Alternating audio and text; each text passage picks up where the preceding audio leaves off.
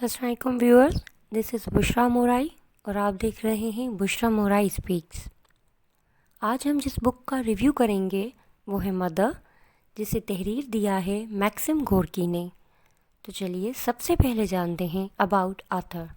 Maxim Gorky کا اصل نام الیگزیے میکسیمووچ پیشکوف تھا، جبکہ انہوں نے گورکی کے نام سے لکھنا شروع کیا۔ رشین زبان میں گورکی کے معنی ہیں کڑوا۔ میکسم گورکی کا جنم 28 مارچ سن 1868 میں رشیا میں ہوا۔ وہ جب محض 6 سال کے تھے تو ان کے والد کا انتقال ہو گیا۔ اس کے بعد وہ اپنی والدہ کے ساتھ رہنے لگے، لیکن جلد ہی ان کی والدہ نے دوسری شادی کر لی اور اس طرح گورکی کو اپنے نانا اور نانی کے ساتھ رہنا پڑا۔ گورکی کو اپنی نانی سے بہت محبت تھی۔ اگر یوں کہا جائے تو غلط نہ ہوگا کہ گورکی نے لوگوں اور نیچر سے محبت کرنا در حقیقت اپنی نانی سے سیکھا تھا۔ وہ بے تحاشا کہانیاں جو گورکی نے اپنی نانی سے سنی اسے بہت پسند تھیں۔ ان کہانیوں کی خاص بات یہ تھی کہ ان میں سچ اور انصاف کی ہمیشہ جیت ہوتی تھی۔ گورکی نے لکھنا اور پڑھنا اپنے نانا سے سیکھا۔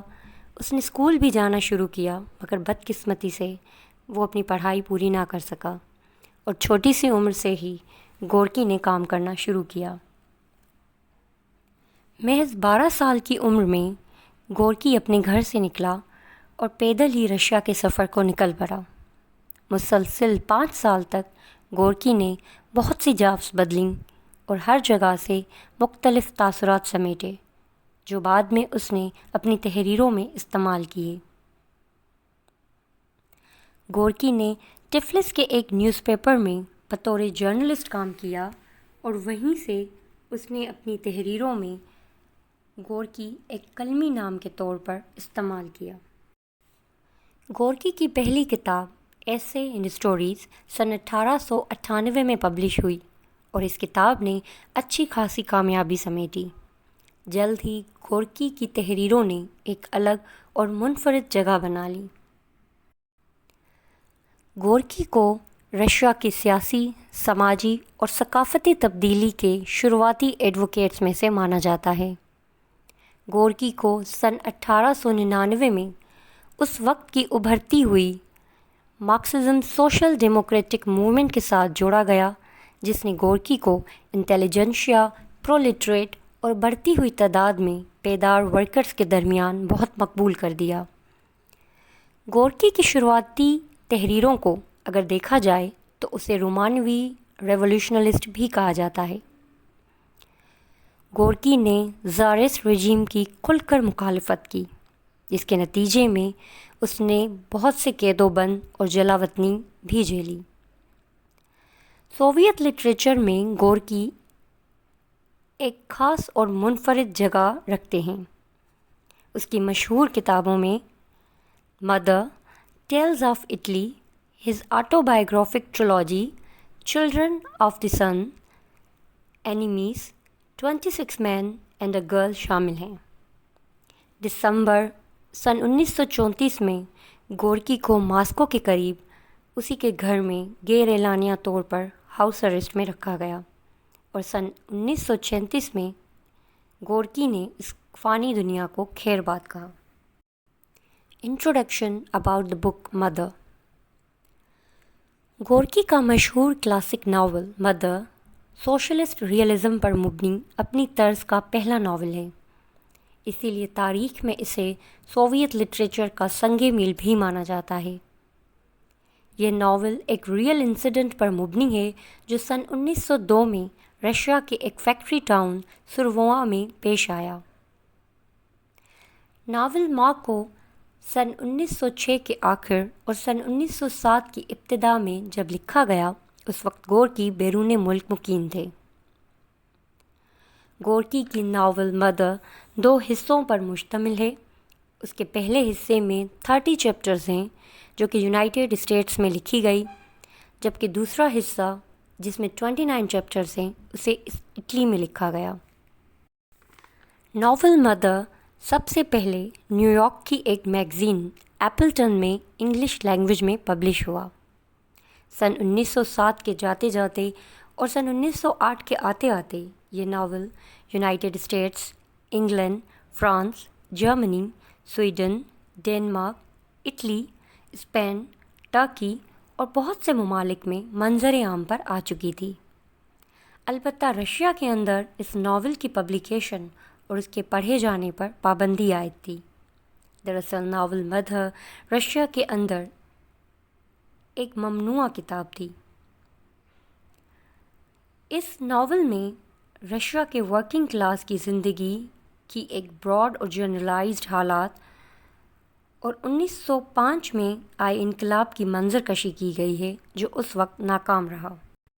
اس کتاب کے آتے ہی بورژیس کرٹکس نے اس بک کو بہت کرٹیسائز کیا اور انہوں نے الزام لگایا کہ آتھر نے اس بک کے ذریعے مارکسزم کے آرٹسٹک تصویروں کو پھیلایا اور پبلکلی ریولیوشنری پرولٹریٹ کے بارے میں بات کی اور اس کے ساتھ ساتھ مکمل لبریشن کے لیے لوگوں کو اکسایا۔ بالآخر گریٹ اکتوبر سوشلسٹ ریولیوشن کے بعد رشیا میں اس کتاب پر لگی پابندی ختم کی گئی۔ اس کتاب کی دلچسپ بات یہ ہے کہ اس میں ورکرز کی انقلابی بیداری کے پروسیس کو بخوبی ڈسکس کیا گیا ہے۔ ناول مدر کا دنیا کی تقریباً سبھی زبانوں میں ترجمہ کیا گیا اور مسلسل ہر جگہ اس ناول کو ری پرنٹ کیا گیا۔ اس ناول کی اسٹوری پر اگر ہم بات کریں تو رشیا کے اندر اس وقت ایک طویل عرصے سے لے کر 20ویں صدی کی شروعات تک ایبسلیوٹ مونارکزم تھا اور رشیا کے اندر اس وقت دو مختلف سماجی طبقات پائے جاتے تھے۔ پہلا طبقہ ہے بورژیس۔ یہ ایک ایلیٹ اور امیر لوگوں کا طبقہ ہے جس میں بیوروکریٹس اور انڈسٹریلسٹ شامل تھے۔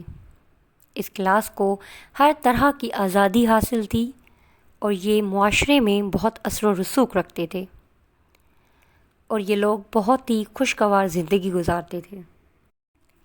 دوسری طرف ایک اور طبقہ ہے پرولٹریٹ۔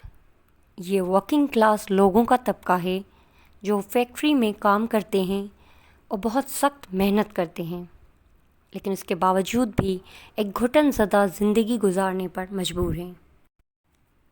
ان لوگوں کو کسی طرح کی آزادی حاصل نہیں ہے اور نہ ہی آگے بڑھنے کے مواقع حاصل ہیں۔ یہ لوگ ہر طرح کی آزادی اور فیسلٹیز سے محروم تھے۔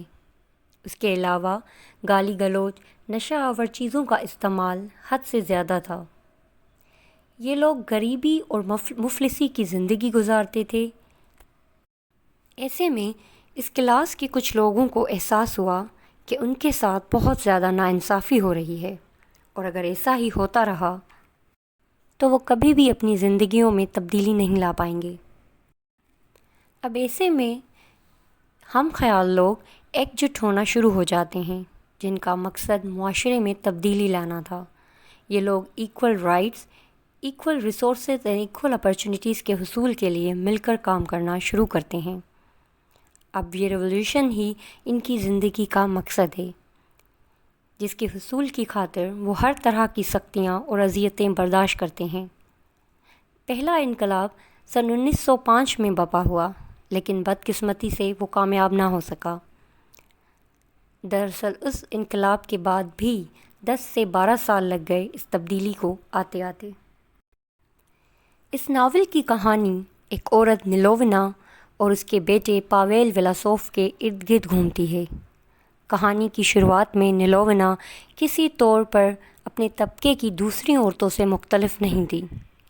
وہ دن بھر فیکٹری میں کام کرتی اور رات کو اپنے ظالم اور نشے کے عادی شوہر کی مار پٹائی سہتی۔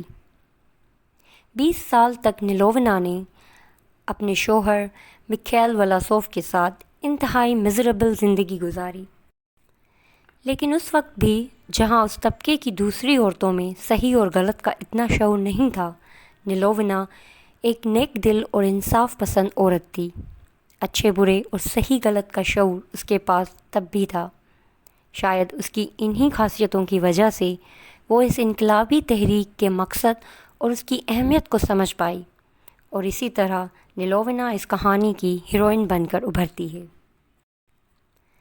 پاویل کے والد میکھیل کی ڈیتھ کے بعد پاویل، جو ابھی ایک ٹین ایج لڑکا تھا، فیکٹری جوائن کرتا ہے جہاں اسے پرولٹریٹ کے کلیکٹیو پاور کا اندازہ ہوتا ہے اور اسے یہ ریئلائز ہوتا ہے کہ ورکنگ کلاس ہی اس طبقے کے نظام میں کوئی تبدیلی لا سکتے ہیں۔ پاویل کی یہی بیداری ایک بنیادی وجہ بنی اور پھر پاویل کے ہم خیال لوگ راتوں کو اس کے گھر جمع ہونا شروع ہوتے ہیں جہاں وہ انقلاب سے ریلیٹڈ کتابیں پڑھتے ہیں۔ یہ لوگ سیاسی طور پر بیدار لوگوں کا گروپ تھا جن میں اس طبقے کے باقی لوگوں کی طرح بری عادات نہیں تھیں، نہ یہ نشہ کرتے اور نہ ہی گالی گلوچ استعمال کرتے۔ نیلوونا یہ سب دیکھ کر بہت حیران ہوتی اور جلد ہی اسے اس بات کا احساس ہوا کہ اس کا بیٹا کچھ غیر معمولی ایکٹیویٹیز میں انوالو تھا۔ نیلوونا اپنے بیٹے کے لیے بہت فکر مند ہوتی ہے، لیکن جلد ہی یہ فکر خوف میں تبدیل ہو جاتی ہے۔ نیلوونا کو پتہ چل جاتا ہے کہ اس کا بیٹا ایک انقلابی بن چکا ہے۔ وہ اپنے بیٹے کے انجام کا سوچ کر لرز جاتی ہے۔ جیسے جیسے یہ کہانی آگے بڑھتی ہے، نیلوونا کو محسوس ہوتا ہے کہ وہ کسی طور پر اس تحریک سے جدا نہیں ہے۔ اس احساس کے بعد نیلوونا کو اپنی زندگی کا مقصد مل جاتا ہے اور وہ اس تحریک کی ایکٹیو ورکر بن جاتی ہے، جس تحریک میں اس کا بیٹا ایک کی فگر ہوتا ہے اور یہی اس ناول کا ہیرو ہے۔ بالآخر دونوں پکڑے جاتے ہیں۔ پاویل اب جیل میں سائبیریا کی طرف جلاوطنی کا منتظر ہوتا ہے اور اس کی ماں نیلوونا غیر قانونی اشتہاروں کے ساتھ پکڑی جاتی ہے۔ نیلوونا پولیس کی حراست میں بآواز بلند کہتی ہے، خون کا ساگر بھی صداقت کو نہیں ڈبو سکتا بے وقوف ہو، اس سے صرف نفرت میں اضافہ ہوگا۔ اس ناول کے ذریعے گورکی نے نہ صرف پرولٹریٹ کو بیدار کرنے میں مدد کی بلکہ یہ میسج بھی دیا کہ وہ یکجا ہو جائیں اور ایکول رائٹس کے حصول کے لیے جدوجہد کریں۔ تو ویورز، یہ تھا ناول مدر کا بک ریویو۔ اگر پسند آیا ہو تو چینل کو سبسکرائب کرنا نہ بھولیں، ویڈیو کو لائک کریں اور کمنٹ میں ضرور بتائیں کہ آپ کو بک ریویو کیسا لگا۔ اگر آپ کسی بک کا ریویو سننا چاہتے ہیں تو کامنٹ سیکشن میں ضرور بتائیے گا۔ اس کے ساتھ ہی میں بشریٰ مورائی آپ سے اجازت چاہوں گی۔ اپنا بہت خیال رکھیے گا۔ اللہ حافظ۔